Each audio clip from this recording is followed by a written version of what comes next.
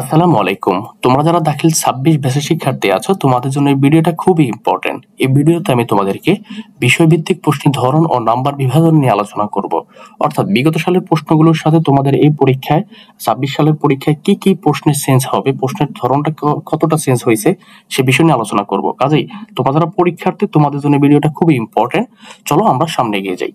আর এই ভিডিও বা তোমাদের এই ২৬ সালের সম্পূর্ণ বিষয়টা দেখভাল করবে ইফতা অনলাইন মাদ্রাসা অনলাইন প্ল্যাটফর্ম, যেটা তোমরা আগে থেকে চিনে আসছো। তো এবার আসো, তারপরে এই ভিডিওতে আমি তোমাদেরকে তোমাদের কোরআন মাজিদ যে বিষয়টা আছে সেই বিষয়ে প্রশ্নের বিষয় নিয়ে আলোচনা করব। ঠিক আছে? তো দেখো, আহ, এখানে তোমাদের বিভাগ ক সঠিক উত্তর লেখন মান হচ্ছে 40। তো তোমাদের আগে এই প্রশ্নে সিস্টেমটা ছিল কি, যে তোমরা 30 মার্কের অ্যান্সার দিতে হতো।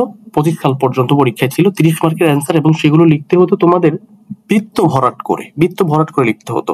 কিন্তু এবার থেকে সম্পূর্ণ চেঞ্জ হয়ে গেল, যে এখন থেকে তোমরা হচ্ছে 40 মার্কের অ্যান্সার লিখবা, সেটা হচ্ছে খাতায় লিখতে হবে। তো তোমাদের এই বিষয়টা মাথায় রাখতে হবে যে এখন থেকে তোমরা, আগে থাকতো 30টা এবং সেটা লিখতে হতো বৃত্ত ভরাট করে এমসিকিউ, আর এখন থেকে তোমাদের থাকবে 40টা এবং সেগুলো খাতায় লিখতে হবে। ঠিক আছে? এবং সেক্ষেত্রে সূরা বাকারা থেকে আসবে 18টি, সূরা আল ইমরান থেকে আসবে 10টি, নির্বাচিত বিষয় থেকে আসবে 6টি, তাজবিদ থেকে আসবে 6টি, মোট 40টির উত্তর লিখতে হবে খাতায়। এবং তোমাদের আরো মোস্ট ইম্পর্টেন্ট যে বিষয়টা, সেটা হচ্ছে কি, এখন থেকে তোমাদের আর কোরআন মাজিদ সৃজনশীল না। অর্থাৎ বিগত সালে যেভাবে কোরআন মাজিদ সৃজনশীল প্রশ্ন ছিল, এখন থেকে আর হবে না। কাজে তোমরা যারা বিগত সালের প্রশ্ন যদি ফলো করো তাহলে বিপদে পড়ে যাবা, কারণ এই পরীক্ষা থেকে আর সৃজনশীল হবে না। ঠিক আছে? তো দেখো, আমি একটু বিষয়টা বুঝিয়ে বলি তোমাদেরকে। বিষয় বুঝিয়ে বলি। দেখো, খ বিভাগ মান 4 মান 40, এখানে আমি একটু ভুল লিখেছি, 40 হবে। হ্যাঁ, তো এই খ বিভাগে আগে তোমাদের পূর্ব পরীক্ষাগুলোতে সৃজনশীল ছিল, এখন থেকে হচ্ছে আয়াতের অনুবাদ সহ সংশ্লিষ্ট প্রশ্নের 4টি উত্তর লিখতে হবে। আগে যেখানে এই খ বিভাগে ছিল সৃজনশীল বাদ দিয়ে এখন তোমাদেরকে রচনামূলক প্রশ্ন লিখতে হবে। কিভাবে? তোমাদের প্রশ্ন থাকবে 7টি প্রশ্ন, এবং এই খ বিভাগের 7টি প্রশ্ন থাকবে, তার মধ্যে 4টি লিখতে হবে, এবং সেই 7টি প্রশ্ন বাকারা থেকে আসবে 4টি, আল ইমরান থেকে আসবে 3টি। ঠিক আছে? এবং প্রতিটি প্রশ্নে তোমার থাকবে কি কি চাইবে, প্রতিটি প্রশ্নে তোমার কাছে চাইবে অনুবাদ লিখতে বলবে 5 মার্ক, শানে নুজুল থাকবে অথবা ব্যাখ্যা অথবা ছোট প্রশ্ন অথবা তারকিব। ওই অনুবাদের অধীনে সংশ্লিষ্ট প্রশ্নে মান, বা তুমি এখানে মার্ক পাওয়া 3, আর তাহকিক করতে হবে 2টা, মান থাকবে 2। আশা করি বিষয়টা আমি বোঝাতে পেরেছি। এবং প্রতি প্রশ্নে মান, প্রশ্নে অনুবাদ 5, শানে নজরুল বা ছোট প্রশ্ন থাকবে 3 ও তাহকিকে 2, 5, মোট 10 মার্ক। প্রতিটি প্রশ্নে 10 মার্ক, আর 4টা প্রশ্ন উত্তর লিখতে হবে 40 মার্ক। ঠিক আছে? এবং এখানে একটা মোস্ট ইম্পর্টেন্ট বিষয়, সেটা হচ্ছে বিশেষ দ্রষ্টব্য আল ইমরান থেকে একটি প্রশ্ন দিতে বাধ্য থাকবে। অর্থাৎ তোমার এই প্রশ্ন তো 7টি প্রশ্ন থাকবে, তাই না? সেখান থেকে তোমাকে 4টি লিখতে বলছে, তবে বলছে যে সূরা আল ইমরান থেকে 3টির যে কোনো একটি তোমাকে লিখতেই হবে। তুমি এমন করতে পারবা না যে সূরা বাকারা থেকে 4টি তুমি 4টি পারো, আল ইমরান থেকে 3টি, এই 3টি তুমি একটা পারো না, তোমার প্রশ্ন 4টা শেষ, তুমি বাকারা 4টা দিয়ে দিবে, এটা তুমি পারবা না, বরং তোমাকে আল ইমরান থেকে একটির উত্তর করতেই হবে। ঠিক আছে? এই ছিল তোমাদের খ বিভাগের 40 মার্কের বিষয়। আশা করি তোমরা বিষয়টা বুঝতে পেরেছো। কাজে তোমরা যারা 26-এর পরীক্ষার্থী আছে, তোমরা যদি 25, 24, 23 বা 22-এর প্রশ্নগুলো ফলো করো, তাহলে তোমরা একটু কমন পাবা না।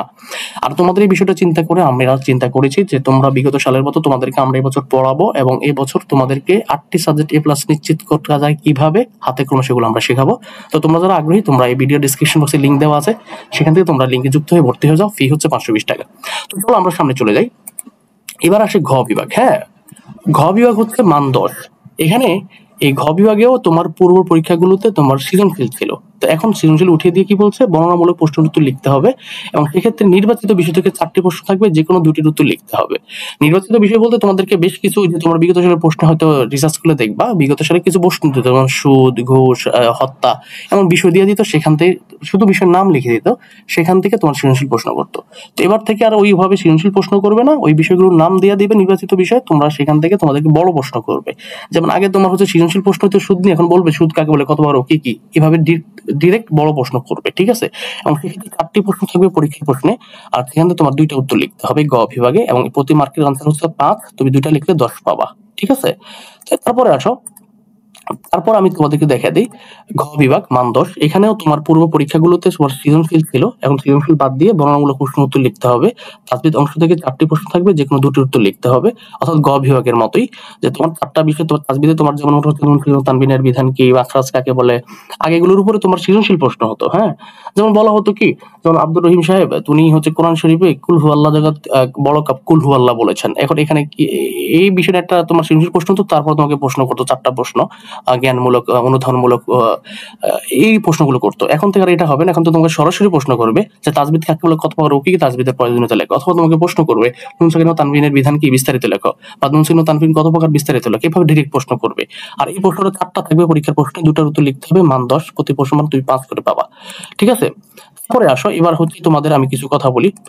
তোমাদের নতুন 26 পরীক্ষায় তোমরা নতুন একটা জিনিস পাচ্ছ, যেটা তোমরা বিগত সালের পরীক্ষায় যারা যে তারা পায়নি। এখন তোমরা তো মারাত্মক বিপদে পড়ে গেছো।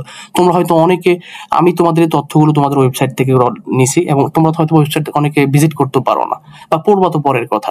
তো এই জন্য তোমাদের কথা চিন্তা করে আমরা হচ্ছে দাখিল 26-এর ব্যাচ তৈরি করেছি, যেই ব্যাচে আমি তোমাদেরকে 8টা সাবজেক্ট পড়াবো। ঠিক আছে, কোরআন মাজিদ, হাদিস শরীফ, আরবি প্রথম পত্র, আরবি দ্বিতীয় পত্র, বাংলা প্রথম পত্র, বাংলা দ্বিতীয় পত্র, ইসলামের ইতিহাস, আকায়েদ ও ফিকহ। এই 8টা সাবজেক্টে A+ কিভাবে পাওয়া যায়, মানে তোমাকে আমি পরিপূর্ণ গাইড দেবো পরীক্ষার দিন পর্যন্ত, তোমরা যাতে 100% কমন পাও এবং তোমরা যাতে পরীক্ষা A+ নিশ্চিত করতে পারো। এই 8টা সাবজেক্টে আমি তোমাদেরকে ওভাবে পড়াবো, তোমরা শুধু আমার কথা শুনবে এবং আমার কথা অনুযায়ী পড়বা, এটা হচ্ছে তোমাদের টার্গেট। তো এই সম্পূর্ণ বিষয়টা যেহেতু আমি তোমাদেরকে পড়াবো, 8টা সাবজেক্ট, বুঝতে পারতেছো কতটা সময় ব্যয় হবে এবং ক্লাসগুলো তৈরি করতে কি পরিমাণ সময় যাবে আমাদের। তো সেক্ষেত্রে আমি একটা ফি ধরেছি মাত্র 520 টাকা। এই তোমার হচ্ছে, এখন তো মাস চলে এপ্রিল, মে মাসের 3 তারিখ থেকে আমরা ভর্তি শুরু করব তোমাদের 26-এর ব্যাচে। তোমরা যারা আছো, এই ভিডিও ডিসক্রিপশন লিংক থাকবে, তোমরা সেই লিংকে তোমরা যুক্ত হবা, ভর্তি হতে চাইলে সেখানে মেসেজ করবো। আমরা হচ্ছে তোমাদেরকে ফি নিয়ে তোমাদেরকে আমরা সেই নিশ্চিত A+ নিশ্চিত ব্যাচে ভর্তি করে নেব। তো তোমরা যারা করো, আমি 3 তারিখ থেকে মে 3 তারিখ থেকে ভর্তিটা শুরু করবো। তোমরা যারা ভর্তি হতে ভর্তি হয়ে যাবা। এই ছিল তোমাদের কোরআন মাজিদ, বা তোমরা যারা কোরআন মাজিদের পরীক্ষা দেবা, তোমাদের হয়তো অনেকে ভয়ও থাকতে পারে আমার কথাগুলো শুনে। ভয়ের কিছু নাই, তোমাদেরকে সম্পূর্ণ, তোমরা শুধু আমার কথা শুনবা, A+ কিভাবে করা যায় এটা আমি তোমাদেরকে দেখে দেবো। ঠিক আছে, তো এই ছিল আজকের ভিডিও। ইনশাআল্লাহ তোমাদের আগামী ভিডিওতে আমরা তোমাদেরকে দেখাবো হাদিস শরীফে কি কি সেন্স আছে। ঠিক আছে, সেটা আমরা অন্য ভিডিওতে দেখাবো। তো যাই হোক, তোমরা আগামী ভিডিওটা দেখবে এবং তোমরা যারা 26-এর ব্যাচে ভর্তি, A+ নিশ্চিত ব্যাচে ভর্তি হতে চাও, সেখানে তোমরা যুক্ত হয়ে যাবা। এবং তোমরা যারা আমাদের ভিডিওগুলো দেখো যে 25 সালের আমাদের সাজেশন থেকে কি পরিমাণ কমন পড়েছে, ইনশাআল্লাহ 100% কমন পড়েছে। কাজে নিশ্চিত থাকো যে আমাদের কাছে পড়লে তোমরা ঠকবা না। তো এই হচ্ছে বিষয়। আর আমি আবার বলছি, আমাদের ফেসবুক গ্রুপ আছে ইফতা অনলাইন মাদ্রাসা, সেখানে নতুন গ্রুপ খুলেছি আমরা, তোমরা সেখানে যুক্ত হয়ে যাবে। আমাদের পেজ আছে ইফতা অনলাইন মাদ্রাসা, সেটা তুমি লাইক কমেন্ট করে রাখবা। এবং অবশ্যই কি কোন জায়গাতে দেখতেছো, টিচারের মধ্যে যদি কেউ দেখে থাকেন, অবশ্যই কমেন্ট করে জানাবেন, আমাদের পরামর্শ দেবেন। সবাই ভালো থাকবেন, সুস্থ থাকবেন, আর আমাদের জন্য দোয়া করবেন। ইনশাআল্লাহ পরবর্তী ভিডিও হাদিস নিয়ে হবে। এবং এই ভিডিওটা আপনাদের কেমন লেগেছে সেটা জানিয়ে আমাদেরকে কমেন্ট করবেন। সবাই ভালো থাকবেন, সুস্থ থাকবেন, ফি আমানিল্লাহ।